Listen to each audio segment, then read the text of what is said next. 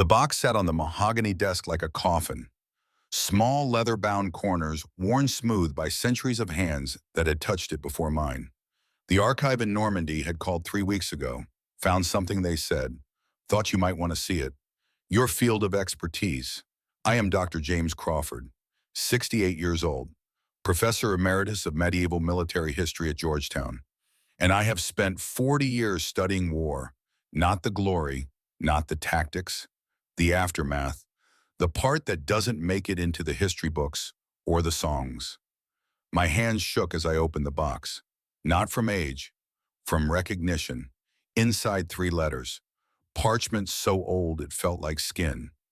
Latin script careful and precise, the handwriting of a scribe, not a knight, and at the bottom of each one a mark, not a signature.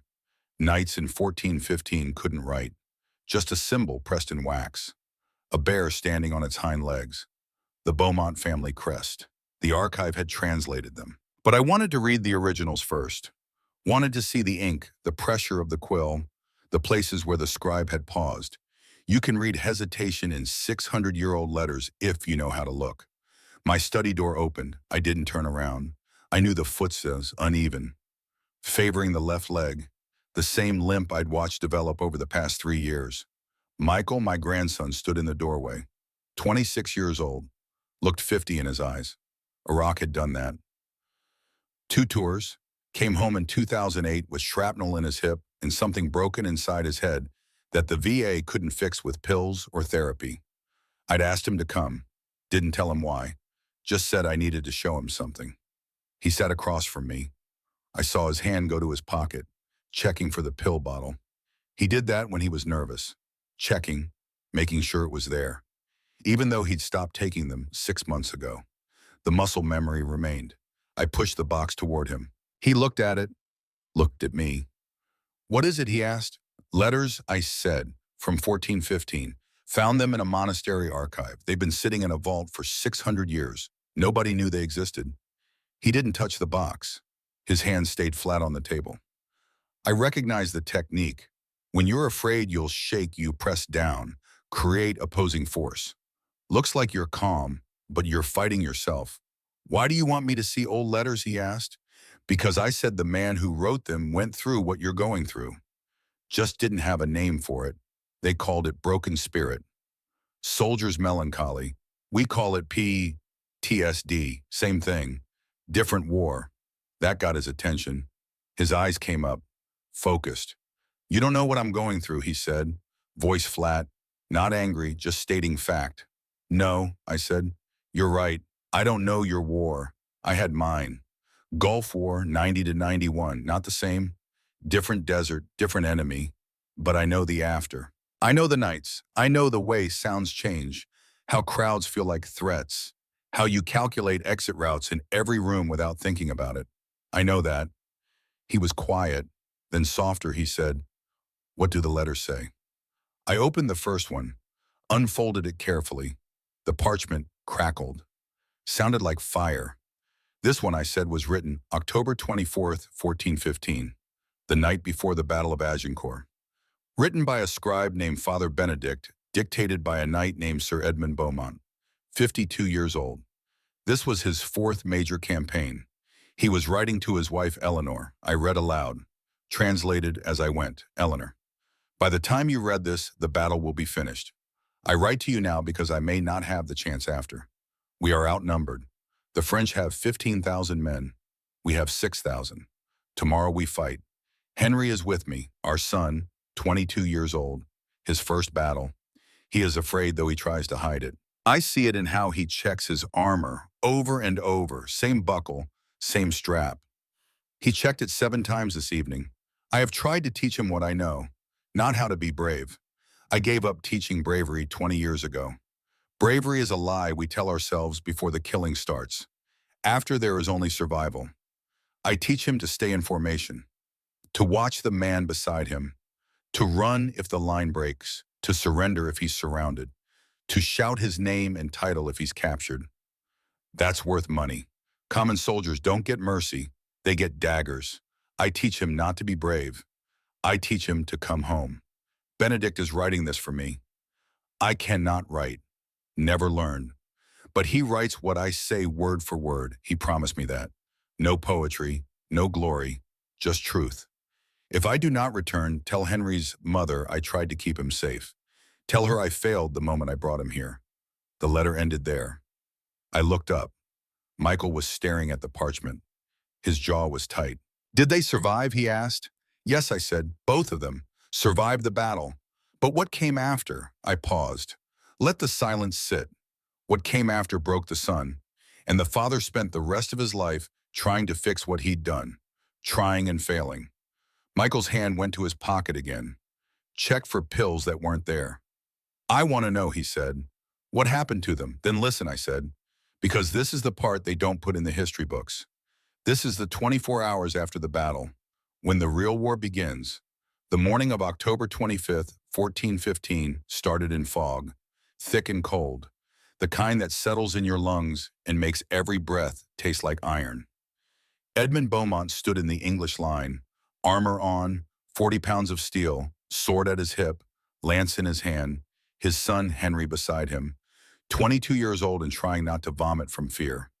Edmund had seen this before, seen boys stand exactly like this, knees locked, eyes too wide, breathing too fast. Some of them lived, most didn't. He put his hand on Henry's shoulder, felt the metal shake. Remember what I told you, Edmund said. Henry nodded, couldn't speak. If the line breaks, Edmund said again, you run to me. You hear me. Not forward, not back. To me, I will keep you alive. The French army stood 400 yards away, 15,000 men, knights on horseback, armored so heavy their horses struggled in the mud. Crossbowmen, pikemen, infantry packed so tight you couldn't see the ground between them. The English had 6,000, archers mostly, longbowmen who could put an arrow through armor at 200 yards. But archers don't hold ground. Once the arrows run out, they die. King Henry gave the order. The English line moved forward, not running, walking, slow and steady through the mud, knee-deep in places, sucking at boots, pulling men down. Edmund watched his son walk, saw him stumble, catch himself, keep moving. The French charged. Horses first, heavy cavalry. The ground shook. You could feel it in your chest, like thunder that never stopped. The sound of 1,500 war horses in full gallop is not something you forget. It's a sound that lives in your bones. The English archers fired. Arrows went up like rain going backward, blotted out the sky, came down in waves. Horses screamed, men screamed, metal rang like bells as arrows hit plate armor and bounced off or punched through gaps and kept going. The charge broke, not all at once. Slowly, horses stumbled in mud. Riders fell, got trampled. The ones who made it through hit the English line and the real killing started. Edmund fought, not thinking, just muscle memory. Block, thrust, step, turn, block again. Don't stop moving. If you stop, you die. He lost sight of Henry, couldn't see him in the press of bodies, tried to call out, couldn't hear his own voice over the screaming. The battle lasted 3 hours. Felt like 3 minutes and 3 days at the same time. Time does that in combat, stretches and compresses, becomes meaningless. And then it ended. Not with trumpets or surrender. It ended because the French line buckled. Somewhere on the left flank, a group of knights broke formation, started running, and panic spreads faster than any order can travel. The French army shattered, became a mob, 15,000 men trying to run in armor through mud, falling, drowning in 3 inches of water, trampling each other to get away. That's when Edmund got his orders. A captain rode up, pointed at Edmund's unit, 20 light cavalry, fast horses, light armor. Run them down, the captain said. No prisoners unless they're worth money. Everyone else dies. Edmund looked at his men, looked at his son. Henry had survived the battle, face white, covered in mud and blood. Not his blood, someone else's, but alive. This is the part I didn't teach you, Edmund thought. This is the part nobody teaches. He raised his hand, gave the signal. His unit spurred their horses and rode after the fleeing French. The hunt began. Michael interrupted me, his voice tight. They hunted them, he said. Not fought, hunted. Yes, I said. Once the formation breaks, it's not a battle anymore. It's an execution. That's how most men die in medieval war. Not in the fighting, in the running. Michael's jaw worked. I saw him processing, comparing his war, their war, finding the overlaps. We did extractions, he said. When units got hit, we'd pull back, cover fire, get everyone out. We didn't hunt. You had helicopters, I said, radios, rules of engagement. They had horses and the knowledge that every man who escaped might come back next year with a sword. So they made sure nobody escaped. Michael was quiet, then keep reading. Edmund's horse was fast, faster than men on foot in armor. He caught up to the first group within minutes.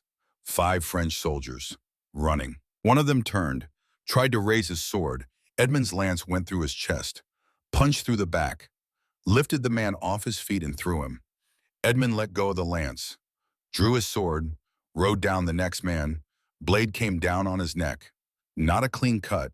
Armor deflected it, hit his shoulder instead, broke the collarbone. Man went down screaming. Edmund kept riding, his unit spread out, hunting. They chased men into ditches, into hedgerows, into streams, cut them down from behind, stabbed them in the back, in the neck, anywhere the armor didn't cover. Henry rode beside his father. First time he hesitated, saw a man running, young, maybe 18, unarmed, threw his sword away to run faster. "Kill him," Edmund shouted. Henry froze. Edmund rode past. His blade took the boy's head. Nearly off, not quite. The boy fell, still moving, drowning in his own blood. Edmund circled back to Henry, grabbed his arm. "If you don't kill them, they regroup," Edmund said. "They come back. You understand, this is not murder. This is strategy." Henry nodded, but his face. Edmund saw it, saw the moment something died in his son's eyes, not the body. The part that believed war was noble. They chased for miles, until the horses were exhausted, until there was nobody left to chase. Then they rode back to the battlefield. It was quiet now, no screaming, no swords clashing, just the sound of wind over open ground and the low moaning of men who were still alive but wouldn't be soon. The field was covered in bodies, thousands of them, scattered like leaves, piles in places where the fighting had been thickest. You couldn't walk 10 feet without stepping on someone. Edmund dismounted, looked at his son. Henry was shaking. Not from cold, from shock. "It's not over," Edmund said. "Now comes the hard part." Henry looked at him, didn't understand. Edmund called over a sergeant, man named Robert, 40 years old, face like leather, eyes like stones. "Show him," Edmund said. Robert nodded, pulled a long, thin dagger from his belt. Blade maybe 10 inches, narrow, tapered to a point sharp enough to pierce mail. This, Robert said to Henry, is called a misericord. Mercy blade. You're going to use it a lot in the next few hours. Come on, I'll teach you. Henry followed. Edmund watched them go, watched his son walk into the field of wounded and dying men. And Edmund thought, this is where I lose him. This is the moment. Right here. I stopped reading. Looked at Michael. He was pale. They made him finish the wounded, Michael said. Made him. Not made, I said. Bartered. In their world, there's a difference, and order is absolute. You don't question. You don't refuse. You do it or you're executed for cowardice. Michael stood up, walked to the window, stared out at nothing. We had rules, he said. Geneva Convention. If someone's wounded, you give aid. You don't execute them. In theory, I said. In practice. Michael turned, looked at me. In practice, he said, sometimes the rules don't apply. Sometimes you're in a village and someone's wounded and command says no prisoners and you. He stopped. Couldn't finish. I know, I said. I know what you did, or didn't do, or had to watch, and I know you think about it every day. Every hour, Michael said. Edmund did too, I said, for the rest of his life. But that night, October 25th, 1415, he had a job to do, and his son had to learn. Robert led Henry through the field, bodies everywhere, some dead, some still moving, hands reaching up, voices calling out in French, English, languages Henry didn't recognize. Robert stopped beside a man. French, young, maybe 25. Gut wound, hands pressed to his stomach, trying to hold his insides in. Losing, this one won't last the night, Robert said. Gut wounds never do. Infection, sepsis, takes days, agony the whole time. We give him 10 seconds instead of 3 days. That's mercy. He knelt down, spoke to the man in broken French, asked if he wanted it fast. The man nodded, tears running down his face. Robert found the gap in his armor. Under the arm, pushed the blade in, straight to the heart, twisted. The man gasped, went still. Robert pulled the blade out, wiped it on the grass, stood up. Your turn, he said to Henry. Henry stared at the body, at the blood, and at the blade in Robert's hand. I can't, Henry said. Robert's face didn't change. No anger, no sympathy, just patience. You can, Robert said, and you will, because in an hour it'll be dark. And the ones we don't finish will lie here all night, screaming, begging, dying slow. You want that. Henry shook his head. Then come on, Robert said. They walked to the next man, then the next. Robert did 3 more, each time explaining where to find the gaps, how deep to push, how to make it quick. Then he handed the dagger to Henry. This one, Robert said. The man was older, 50 maybe, arrow in his thigh, broken leg, face gray from blood loss. He looked at Henry, said something in French. He's asking for water. Robert translated. Henry reached for his canteen. Robert stopped him. Don't waste it, Robert said. He's dead anyway. Just finish it. Henry knelt down. The man looked at him, eyes pleading. Henry found the gap in the armor, neck, just above the gorget. He put the point of the blade against skin. His hand shook. The point slipped, cut the man's throat instead of piercing it. Blood spurted. The man choked, tried to scream, couldn't, drowning. Henry panicked, stabbed again, missed the vital spot, hit collarbone. Blade stuck in bone. He pulled. It came free. Stabbed again. This time found the artery. The man died, but it took 3 tries, and the man suffered every second. Henry dropped the dagger, vomited, fell to his knees. Robert picked up the blade, cleaned it, handed it back. First one's always hard, Robert said. Next one will be easier. He was wrong. It wasn't easier. Henry did 12 more that night. None of them were easier. Edmund watched from a distance, saw his son kill wounded men, saw him break, saw him become something else, something hollow. And Edmund thought, I did this. I brought him here. I turned him into this. But he didn't stop it. Couldn't. This was war. This was survival. This was what men did. By sunset, the field was quiet. The mercy blades had done their work. 2,000 wounded men silenced, left to stiffen in the cold. Now came the next phase, the harvest. Michael interrupted again, voice hoarse. They called it harvest, he said. That's what it was, I said, an economic operation. You have to understand, these men were poor. A soldier's pay in 1415 was maybe 2 pence a day. A good sword cost 6 shillings.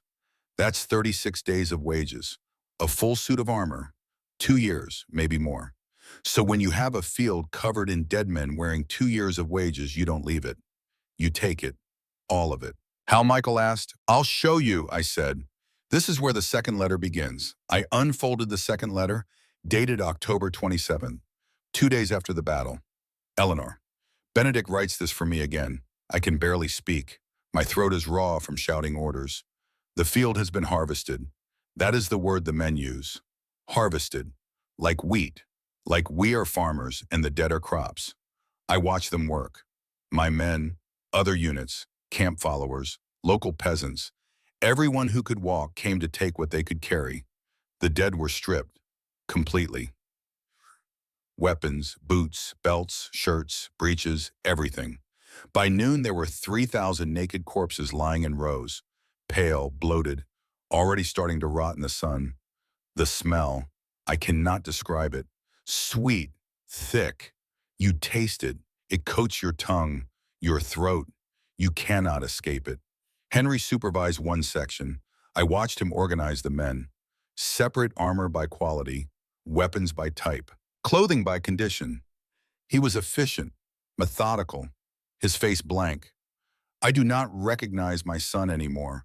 A man named Walter works with us. We call him the Crow. He has done this for 20 years.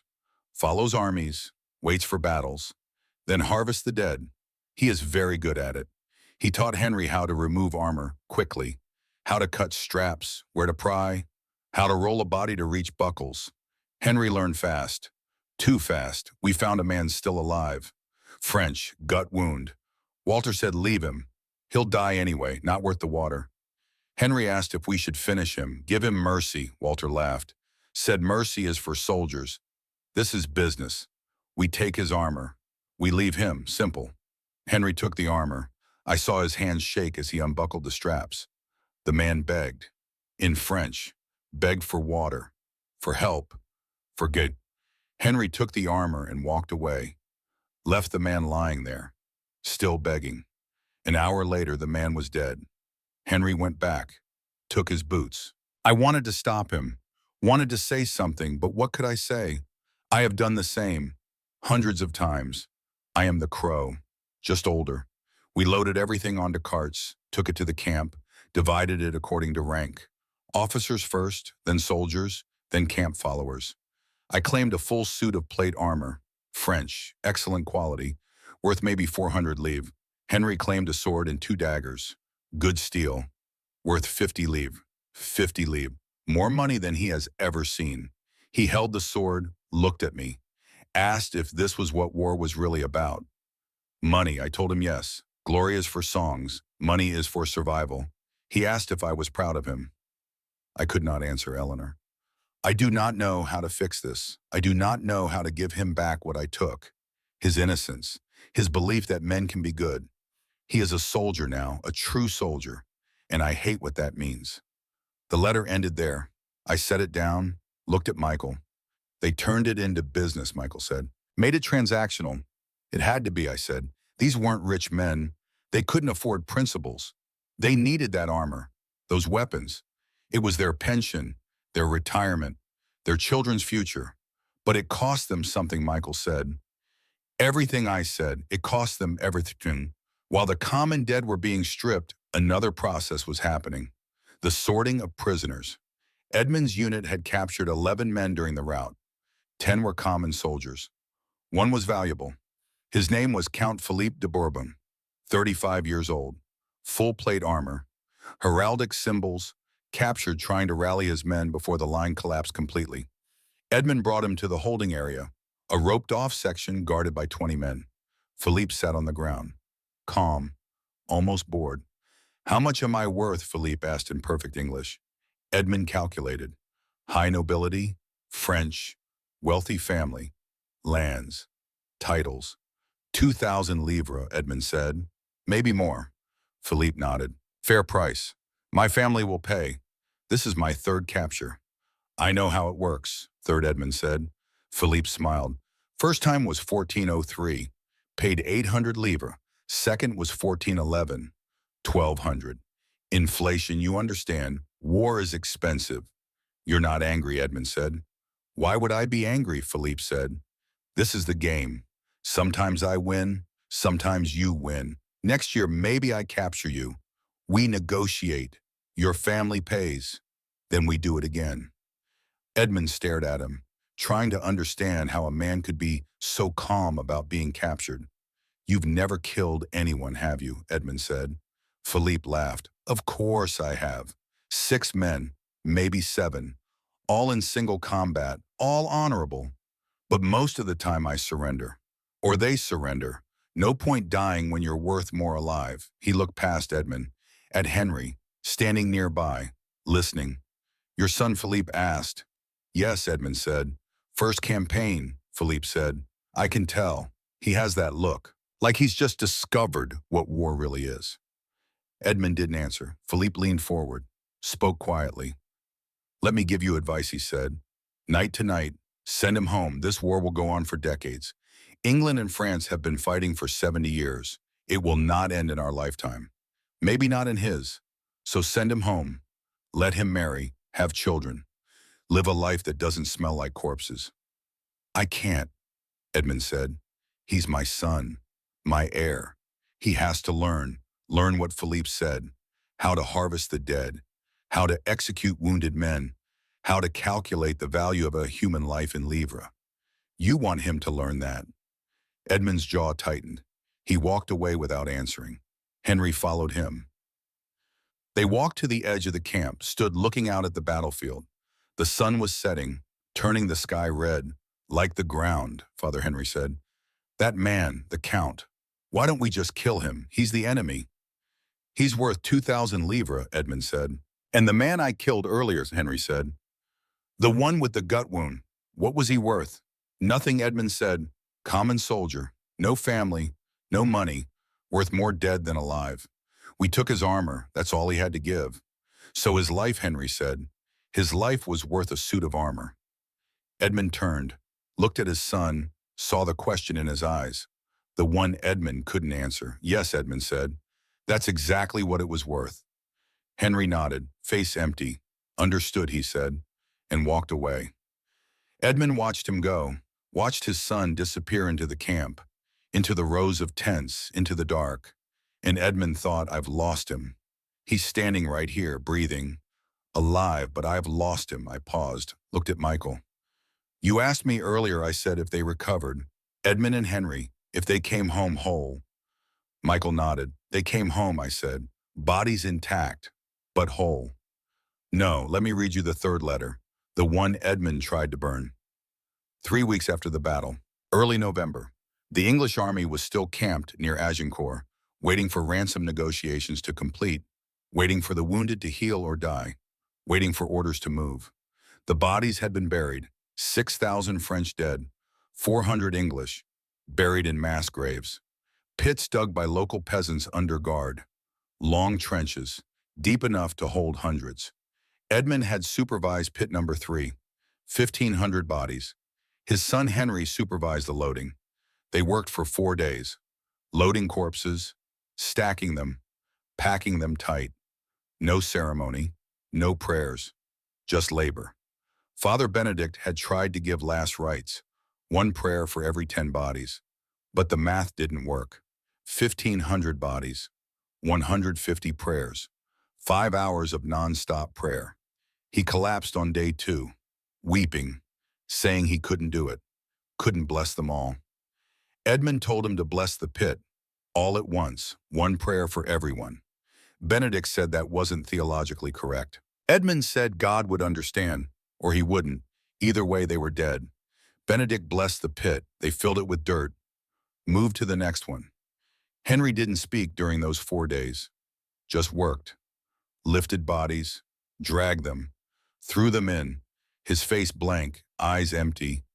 On the 3rd day, he found the French boy, the first one he'd killed with the mercy blade, the one who'd begged, the one Henry had stabbed 3 times before finding the artery. The body was recognizable, preserved enough by the cold. Henry stared at it, then checked the pockets, looking for identification. Found a letter, unfinished, unsent. Henry read it. His French was good enough. The letter said, Marie, if you read this, I am gone. Tell our son I loved him. Tell him his father was brave. Henry stood there holding the letter for a long time. Then he screamed, dropped the letter, attacked the pile of bodies, punching them, kicking them, trying to hurt men who were already dead. Edmund pulled him away, held him. Henry fought, kept screaming, words that didn't make sense, just sounds, animal sounds. Finally, he went limp. Edmund lowered him to the ground. Henry curled up. Silent. He had a son, Henry whispered. I killed a father. You killed a soldier, Edmund said. He was a father, Henry said again. They're all someone, Edmund said. Every one of them. Sons, fathers, brothers, husbands, all of them. Then why do we do this, Henry asked. Edmund had no answer. He just held his son and watched them fill the pit. 2 weeks later, the sickness started. Dysentery first, then fever, spreading through the camp. Soldiers who'd survived the battle dying in their tents, shitting blood, burning with fever, delirious. Walter the Crow died first. 3 days of agony, then 40 more men, then Father Benedict.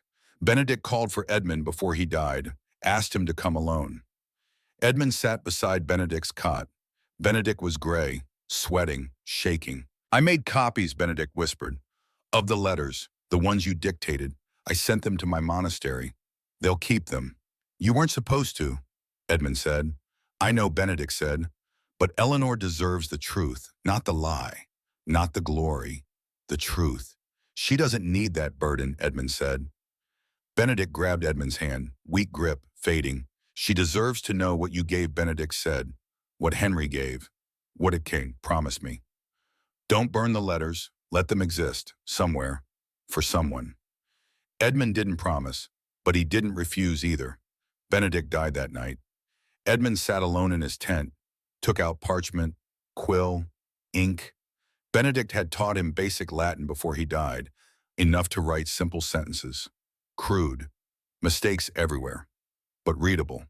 He wrote the third letter, to Eleanor, telling her everything. The mercy blades, the harvest, the pits, Henry's breakdown, Benedict's death, the sickness. He wrote for hours, hand cramping, ink smudging. But he kept going, needed to get it out, needed to say it. At the end, he wrote Eleanor, there are no winners, only survivors. And we don't really survive. Part of us stays in those pits. Part of Henry is buried under 6,000 men. Part of me died 20 years ago in a different field. We just keep walking, keep breathing. But we're not alive. Not really. If I don't return, tell Henry it wasn't his fault. None of it. I should have let him stay innocent. Some men aren't meant for war. He was one. I should have seen that. I love you. I'm sorry. Edmund finished writing, read it over, then held it over the candle flame, watched the parchment catch fire, curl, turn to ash. But he didn't know that Benedict had already made copies, sent them to the monastery, hidden them, safe. The letter Edmund thought he burned survived 600 years. And now I held it, in my study, in 2024, reading it to my grandson. I finished reading, set the letter down, looked at Michael. He was crying, silent, tears running down his face. Did Henry recover, he asked, voice breaking. I found the records, I said, tracked the family. Henry Beaumont died in 1432, age 39, never married, became a monk, took a vow of silence, never spoke again for 17 years. And Edmund Michael asked, fought 3 more campaigns, I said, died in battle at 61. Some records say he charged alone into enemy lines. Some say it was tactical error. I think he was tired. I think he wanted it to end. Michael put his head in his hands, shoulders shaking. Why, he said, why did you show me this? Because I said you need to know you're not alone. Not in time, not in space. Every generation has its war. Every generation has its Henrys. Young men who see too much, who break, who spend the rest of their lives trying to forget what they can't forget. I saw it in the Gulf. You saw it in Iraq. My grandfather saw it in World War II. Same faces, same silence, different deserts, different weapons, same aftermath. I paused, let him process. But here's what the letters don't say, I continued. Henry's monastery became a sanctuary. He never spoke, but he helped hundreds of veterans. Other silent men, gave them a place to be broken together. He turned his pain into purpose. Edmund's letter, the one he thought he burned. Benedict saved it. 600 years later, I found it. And now you know, you're not crazy, you're not weak. You're part of a long line of men carrying weight that civilians can't understand. The question isn't, will this go away? It won't. The question is, what will you do with it? Michael looked up, eyes red. I don't know, he said. Neither did they, I said. But they did something. That's enough. 1 month later, Michael came back to my study, knocked on the door, came in without waiting for an answer. How are you? I asked. Bad days, he said. Good days, mostly bad. But I'm here, that's the victory, I said. He walked to the desk, looked at the letters, still in their box. Can I read them again, he asked. All of them. They're yours now, I said. Pass them down. When you're ready. He picked up the box, held it carefully, like it might break. Thank you, he said. I nodded, watched him leave. Later that week, I gave a lecture, Medieval PTSD, a room full of students, taking notes, asking questions. treating 600-year-old trauma like academic curiosity. I wanted to tell them it wasn't academic. It was alive, living in my grandson, in me, in every veteran who'd ever come home and realized home wasn't home anymore. But I didn't. I just taught, showed them the letters, explained the context. One student asked if warfare had changed. I said yes. And no, the weapons changed, the tactics changed, the aftermath stayed the same. Bodies to bury, trauma to carry, and the lie that it was worth it. The student nodded, wrote it down, moved on to the next question. That night I sat in my study, alone, thinking about Edmund, about Henry, about Benedict who'd saved the truth when everyone else wanted to bury it. Thinking about Michael, about whether I'd helped him or hurt him by showing him the letters. Thinking about my own war, the Gulf, the things I'd seen, the things I'd done, the things I didn't talk about even now.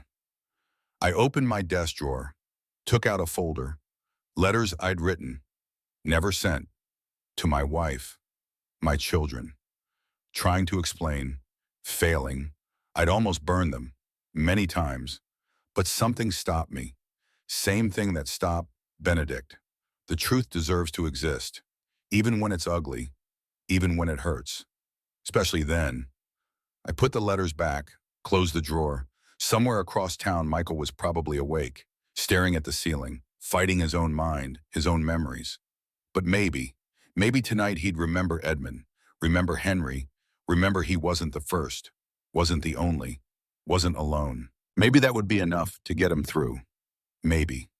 600 years from now, someone might find my letters, might read them, might recognize the pattern, might show them to their grandson who'd fought in some future war with weapons we can't imagine. And that grandson might realize the same thing Michael realized, the same thing every soldier eventually learns. War doesn't change. Only the names, only the dates. The harvest is always the same. And we're not monsters. We're not heroes. We're just men asked to do monstrous things, trying to survive, trying to come home, trying to live with what we've done. That's the truth Edmund tried to burn. That's the truth Benedict saved. That's the truth I'm passing down. Remember us not as heroes or villains. Remember us as warnings. Remember us as proof that humans survive the unsurvivable. That even in the darkest harvest, something grows. Not healing, not redemption, just continuation. We keep going. Because stopping means letting the harvest win, means letting the pits claim us even though we're still breathing. We keep going. 600 years later, Henry's monastery still stands. Benedict's letters still speak. Edmund's warning still echoes. And somewhere a young man reads these words and realizes I am not alone. That's the victory. Not glory, not honor, not peace, just knowing you're not alone in the dark. Just knowing others have walked this field before you and survived and passed something down. Even if it's just a warning, even if it's just proof that you can carry this weight without breaking, or break and still keep walking. That's what Edmund learned. That's what Henry learned. That's what I learned. That's what I gave Michael. Not hope, not answers, just company in the long night. Just the knowledge that 600 years ago, a father and son stood on a battlefield and harvested the dead and broke themselves doing it and somehow kept living anyway. And if they could do that, if they could survive Agincourt in the aftermath, in the silence and the shame and the weight, maybe we can too. Maybe that's enough.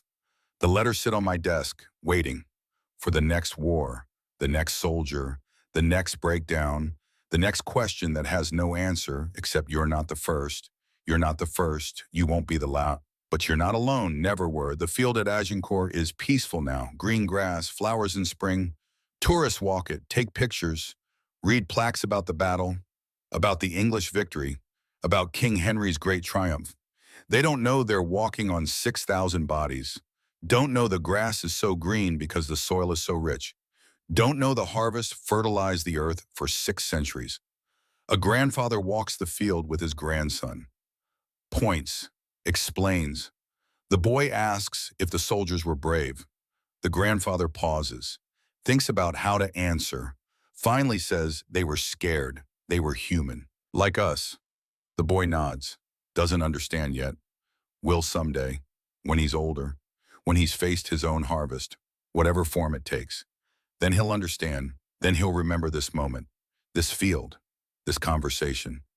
And maybe he'll be grateful his grandfather told him the truth, that they were scared, that they were human, that being human means being capable of terrible things and living with them and still deserving to exist.